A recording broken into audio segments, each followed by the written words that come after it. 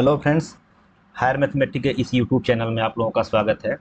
आज के इस लेक्चर में हम लोग यूक्लिडियन एल्गोरिदम के बारे में पढ़ने वाले हैं।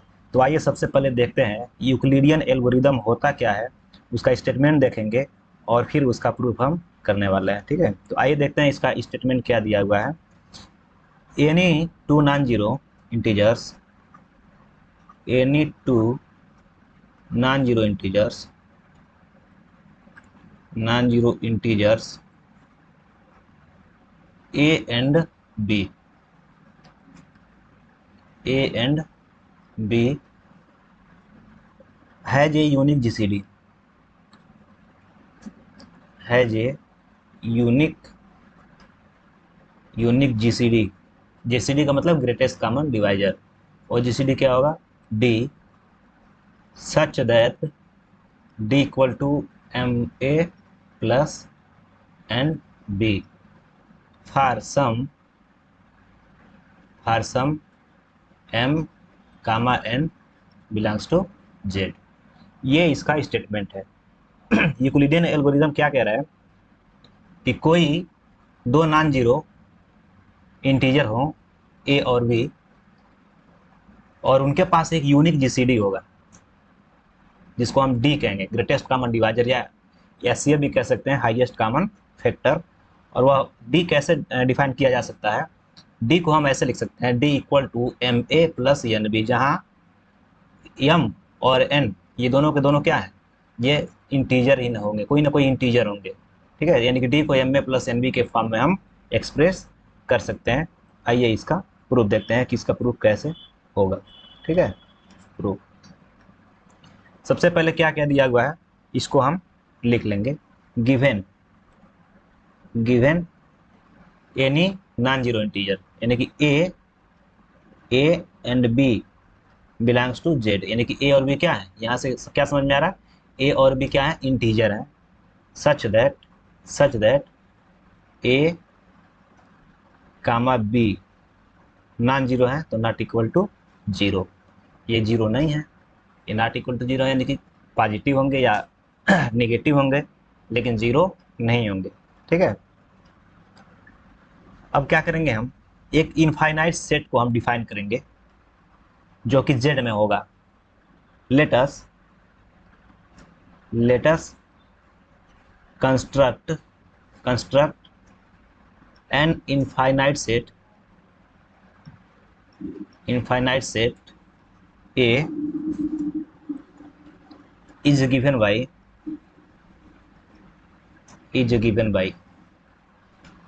A इक्वल टू, ये किस फॉर्म में एलिमेंट होंगे इसके अंदर? एक्स ए प्लस वाई बी,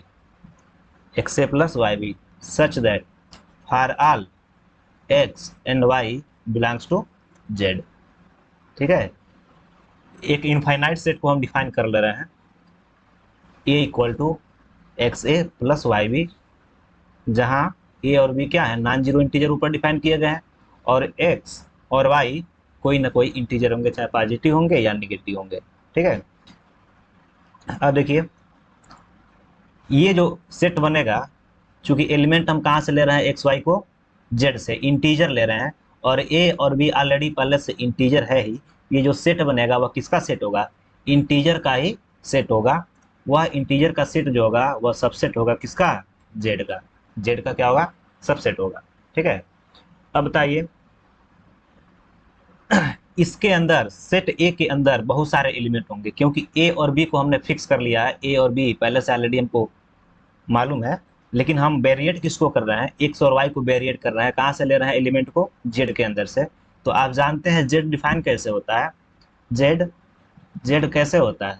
ऐसे होता है, 0 plus minus 0 comma plus minus 1 plus minus 2 plus minus 3 and so on, ऐसे डिफाइन होता है। ठीक है, यानी कि इसके अंदर, जेड के अंदर पॉजिटिव एलिमेंट भी होते हैं और निगेटिव एलिमेंट भी होते हैं।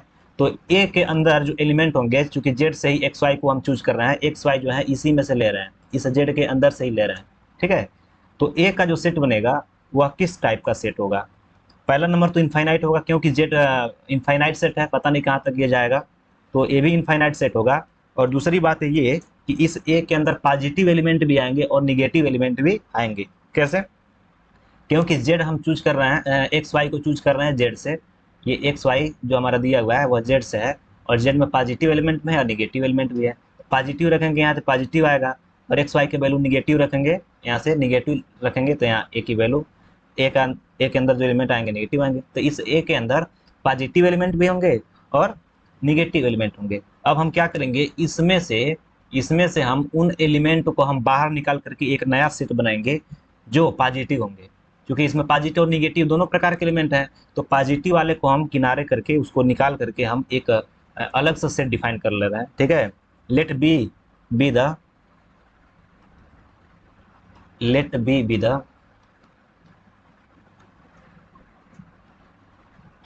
let b be the set of all positive elements of a positive elements of a is given by b equal to वही सारे एलिमेंट होंगे एक्स ए प्लस वाई बी, लेकिन कंडीशन क्या होगा, कंडीशन ये होगा कि ये पॉजिटिव वाले होंगे greater than 0, such that X Y belongs to Z. X Y कहाँ के एलिमेंट होंगे, जेड के होंगे। अब ये जो बी होगा, क्योंकि इसमें से ले रहे हैं बी को, इसी में से निकाल करके बाहर किए हैं कौन से एलिमेंट, केवल पॉजिटिव वाले, तो जो बी होगा ए का ही सबसेट होगा, ए का ही सबसेट हो जाएगा।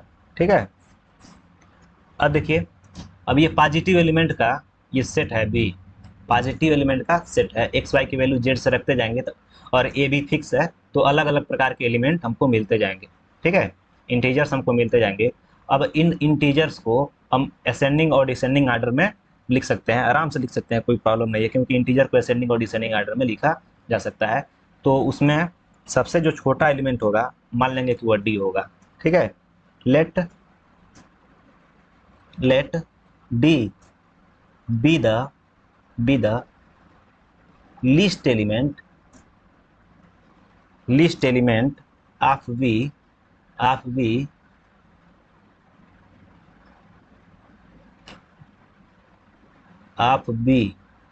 such that d कैसा होना चाहिए, ग्रेटर देन 0। क्यों? क्योंकि b के अंदर सारे के सारे एलिमेंट कैसे हैं, पॉजिटिव है, इसलिए d इज ग्रेटर देन 0। और d कहाँ होना चाहिए, b के अंदर होना चाहिए, क्योंकि d हम इसी में से मान ले रहे हैं कि सबसे छोटा एलिमेंट है, तो वह d पॉजिटिव होगा, क्योंकि ये पॉजिटिव एलिमेंट का कलेक्शन है। और दूसरी बात, d जब इसमें से लेंगे तो d को लिखेंगे d belongs to b, d b के अंदर होगा। ठीक है, this imply d equal to m a plus n b। अब देखिए, वह जो छोटा एलिमेंट है वह x के y के किसी न किसी वैल्यू पे ही मिला होगा।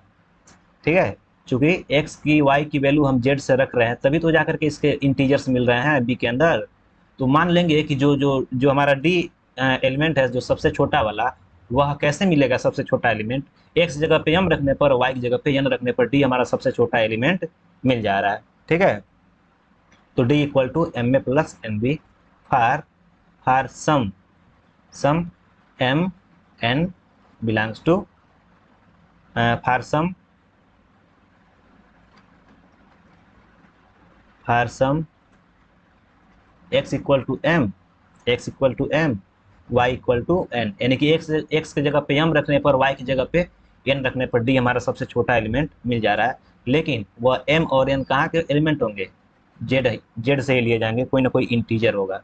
इसको इक्वेशन आप 1 मान लीजिए। ठीक है, से इक्वेशन 1, ये हमने तो दिखा दिया कि d को एम ए प्लस एन बी के फॉर्म में हम लिख सकते हैं। चूंकि d जीसीडी है, d क्या है, GCD of a and d हमारा a और b का जीसीडी है। तो जीसीडी होने का कंडीशन क्या क्या होता है कि पहला नंबर d कैसा होना चाहिए, d पॉजिटिव होना चाहिए। दूसरा नंबर क्या, d a को भी डिवाइड करे और d b को भी डिवाइड करे। और तीसरा नंबर c अगर a को डिवाइड कर रहा है और वही c b को भी डिवाइड कर रहा है, तो दिस इम्प्लाई वह जो सी होगा किसको डिवाइड करेगा, डी को भी डिवाइड करेगा। ये आपको इसके पहले वाले लेक्चर को अगर आप देखेंगे तो समझ में आएगा कि वास्तव में ये है क्या। जीसीडी हम ग्रेटेस्ट कॉमन डिवाइजर इसके पहले वाले लेक्चर में डिफाइन किए हुए हैं, आप इसको प्लेलिस्ट में जाकर के वीडियो को देखेंगे तब जाकर के समझ में आएगी। अगर डी ए और बी का ग्रेटेस्ट कॉमन डिवाइजर या हाईएस्ट कॉमन फैक्टर है तो उस कंडीशन में डी क्या होना चाहिए, पॉजिटिव होना चाहिए, पहला नंबर। दूसरा नंबर डी ए को भी डिवाइड करना चाहिए और डी बी को भी डिवाइड करना चाहिए, ये पहला नंबर है। और ये दूसरा नंबर डी ए को भी डिवाइड करे और डी बी को भी डिवाइड करे। और ये तीसरा नंबर क्या होता है, अगर सी कोई इंटीजर है जो कि ए को डिवाइड कर रहा है और वही सी बी को भी डिवाइड कर रहा है तो उस कंडीशन में सी डी को भी डिवाइड करेगा। ठीक है, तो आइए एक एक करके हम इसको प्रूव करेंगे। Claim first.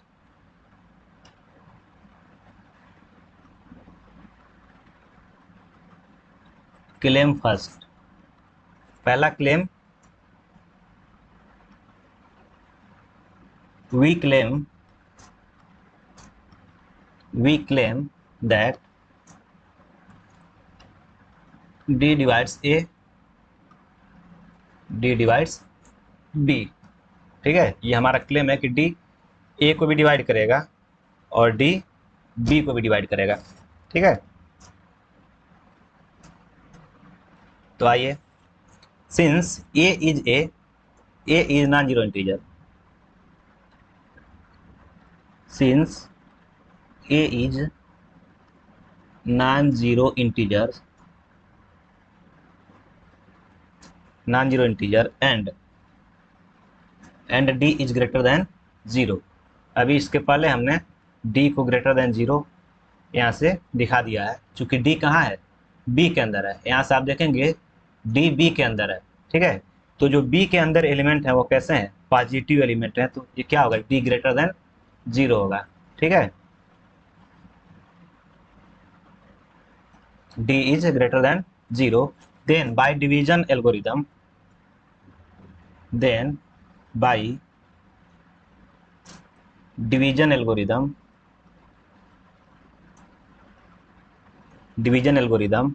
there exist two unique integer q and r, two unique integer q and r such that a equal to क्या होता है, डी क्यू प्लस आर। ठीक है, वेयर जो आर होगा वह क्या होगा, 0 होगा या 0 से बड़ा होगा, लेकिन जिससे भाग दे रहे हैं, सॉरी डी से भाग दे रहे हैं ना, डी से भाग दे रहे हैं, चूंकि यहाँ देखिए डी डिवाइड से डी से भाग दे रहे हैं तो ये क्या होगा, डी हो जाएगा, आर जो है डी से छोटा होगा। ठीक है, डिवीजन एल्गोरिदम इसके प्लेलिस्ट में वीडियो मौजूद है, अगर देखना चाहें आप तो प्लेलिस्ट में जाकर के डिवीजन एल्गोरिदम को देख सकते हैं। ठीक है, दिस इम्प्लाई आर की वैल्यू यहाँ से क्या हो जाएगी, आर इक्वल टू क्या हो जाएगा, ए माइनस डी क्यू, और ये आर कहाँ से कहाँ तक होगा, 0 या 0 से बड़ा लेकिन डी से छोटा होगा। ठीक है, this imply are equal to A minus. अब बताइए, अभी इसके पहले आपने क्या डिफाइन किया है, फ्रॉम 1। यहाँ पर आएंगे जब फ्रॉम 1 में तो यहाँ देखेंगे डी की वैल्यू क्या है, एम ए प्लस एन बी है।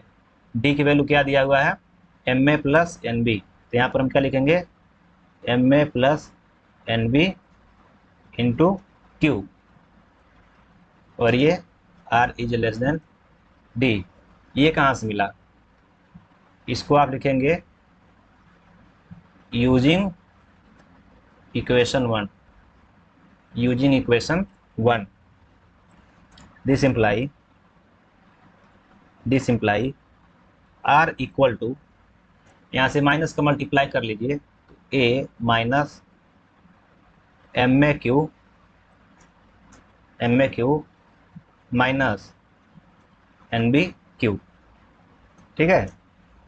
This imply are equal to, यहाँ से ए को कॉमन कर लीजिए, ए को कॉमन कर लीजिए, तो ए को कॉमन करेंगे तो यहाँ से मिलेगा 1 minus M Q plus plus यहाँ ब्रैकेट में माइनस एन क्यू लिख दीजिए, एन क्यू, और बाहर कर लीजिए बी, और जीरो, ये are is less than equal to zero and less than greater than equal to zero and less than D.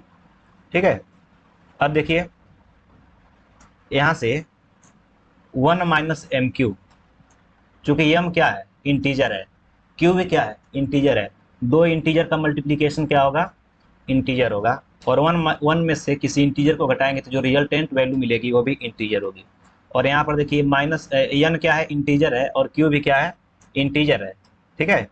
और यहाँ से जब एन और क्यू का मल्टीप्लाई करेंगे तो दो इंटीजर का मल्टीप्लिकेशन इंटीजर मिलेगा, और माइनस से मल्टीप्लाई करेंगे तो वो भी अगेन क्या होगा, इंटीजर ही होगा। ठीक है। तो हम क्या करेंगे, यहाँ पे लिखिए पुट यहाँ से एम डैश की वैल्यू यहाँ रखिए 1 माइनस एम क्यू और आर डैश एन डैश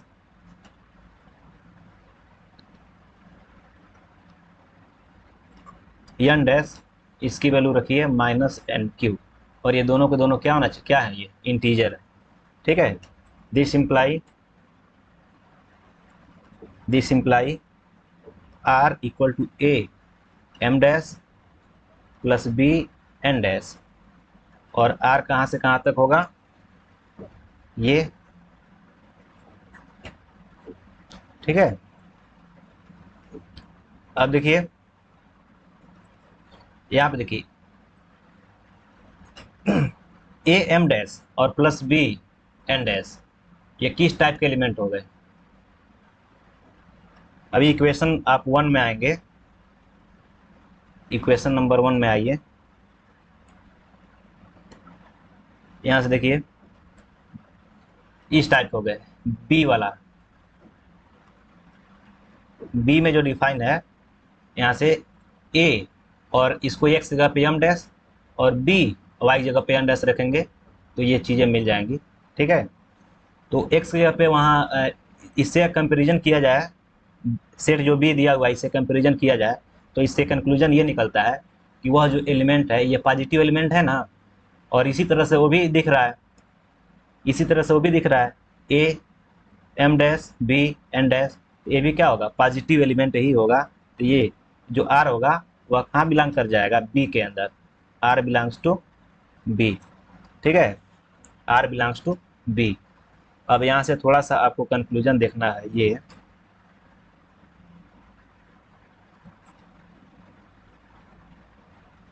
ये लेस देन केवल रहेगा यहाँ पर। अब कंक्लूजन देखिए, सिंस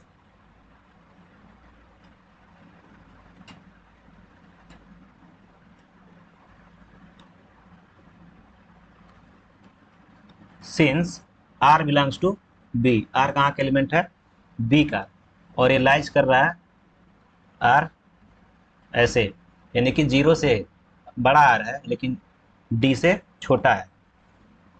अब यहाँ एक चीज फंस रहा है आपके लिए, क्या,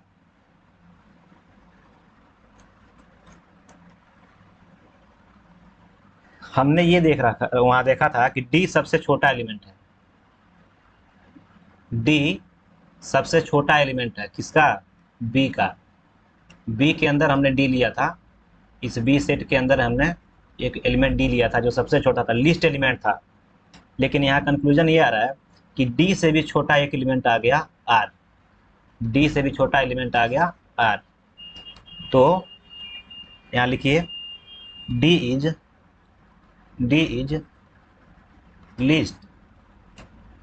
least element of B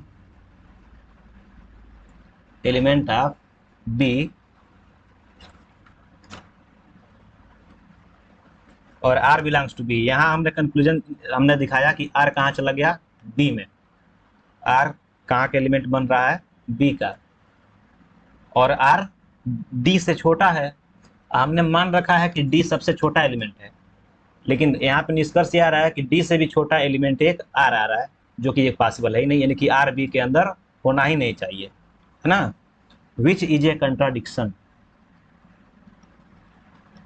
which is a contradiction, which is a contradiction, so our supposition is wrong, therefore R B के अंदर नहीं होगा, तो कैसा होगा, जीरो होगा, R is zero, and therefore from equation two, from two, two क्या दिया हुआ है, टू पे आप ध्यान देंगे, ये देखिए ए इक्वल टू डी क्यू दिया है ना, तो यहाँ आर क्या हो जाएगा, जीरो हो जाएगा, तो ए की वैल्यू क्या होगी, डी क्यू हो जाएगी, ठीक है।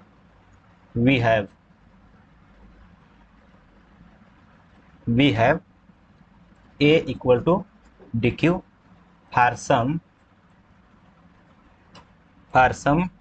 Q belongs to Z, Q कैसा हो, क्या है, इंटीजर है। अब देखिए ए को डी इंटू क्यू के फॉर्म में लिख रहे हैं, ए कोई इंटीजर है जिसको हम ब्रेक करके दो इंटीजर्स के प्रोडक्ट के फॉर्म में लिख रहे हैं, इसका मतलब डी भी ए को डिवाइड करेगा और क्यू भी ए को डिवाइड करेगा, तो हमको डी से मतलब है, तो दिस इंप्लाई डी डिवाइड्स ए, हमको यही दिखाना था कि डी ए को डिवाइड करेगा कि नहीं, ठीक है। हैंस डी डिवाइड्स ए, सिमिलरली डी डिवाइड्स बी, से इक्वेशन नंबर 3। अब क्लेम सेकेंड देखिए, क्लेम सेकेंड हमारा क्या है, क्लेम सेकेंड ये दिखाना है कि अगर सी कोई नंबर है, सी अगर कोई नंबर है ए को डिवाइड कर रहा है, वही सी बी को भी डिवाइड कर रहा है, तो दिस इंप्लाई ये जो सी होगा वह डिवाइड करेगा डी को, ठीक है। तो क्लेम सेकेंड देखिए, if C divides A, C divides B, then C divides D, ये हमको दिखाना है। नाउ अगर सी डिवाइड कर रहा है ए को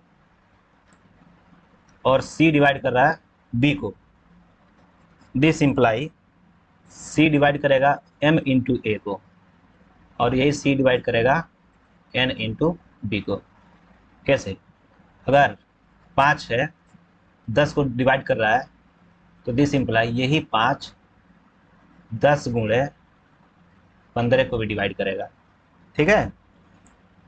तो C divides A and C divides B, this implies C divides MA plus MA और C divides NB, this imply C divides MA plus NB।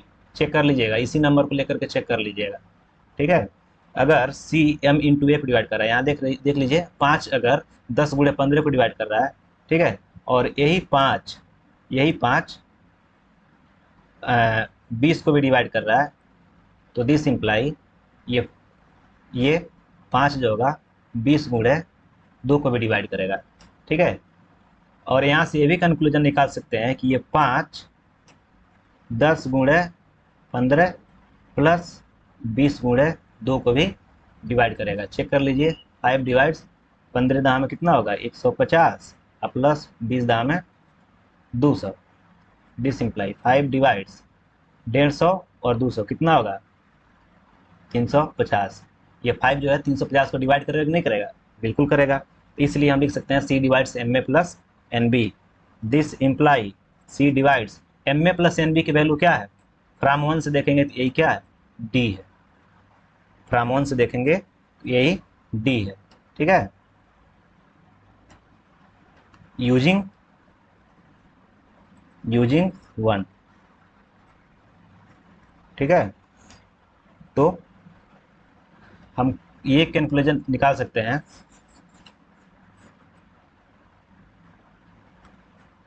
इसको आप ऐसे यहाँ पे लिख सकते हैं,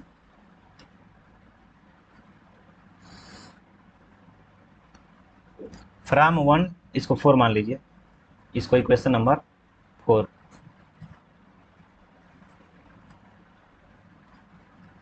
from 1, 3 and 4 we find that D is a GCD of A and B such that D equal to MA plus NB। ठीक है।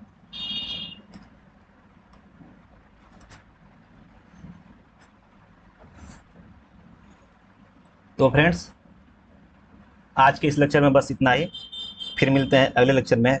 इसी थ्योरम्स का जो सेकेंड पार्ट है, इसका यूनिकनेस, उसको प्रूव करेंगे आने वाली वीडियो में।